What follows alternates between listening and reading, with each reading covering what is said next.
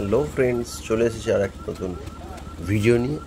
তো রবিবারের ব্যাপার বুঝতেই পারছেন, এটা পুজো রব, তাই মেয়েকে নিয়ে একটু ঘুরতে যাব দুজন মিলে ডিসাইড করলাম।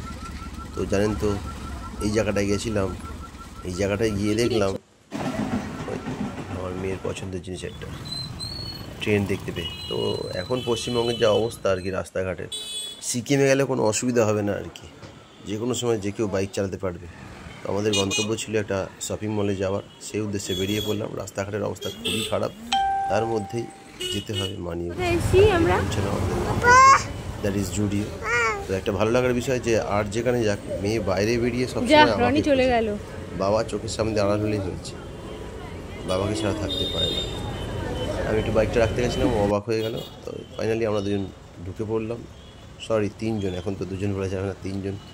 আমার মেয়েকেও নিয়েও একজন চলতে হবে। তো অ্যাজ ইউজুয়াল পুরুষ মানুষ দু প্রকার, জীবিত আর বিবাহিত। আমার অবস্থাটা দেখলেন, আমি বিবাহিত, আবার প্রমাণ হয়ে গেল। তো ফাইনালি পৌঁছে নানা রকম জিনিসপত্র দেখছিলাম, কিন্তু আমার মেয়ে তো বড় একটা ব্যাপার আছে, হাত ছাড়লেই সেই গানটার মতো ইধার চালা ম্যায় উধার চালা, জানে কাহা ম্যায় কিধার চালা, সে যেখানে চলে যাচ্ছে। তো সারাক্ষণ আমাকে ওকে খুঁজতেই সময় চলে গেল, এইখানে ওখানে সেখানে, কোথায় যাচ্ছে। ফাইনালি যখন দেখতে পেলাম একটা জায়গায় ঢুকে দাঁড়িয়ে রয়েছে, কোনটা ঝোপঝাড়ের মতো, জামার তলায় ঢুকে দাঁড়িয়েছিল, অসাধারণ।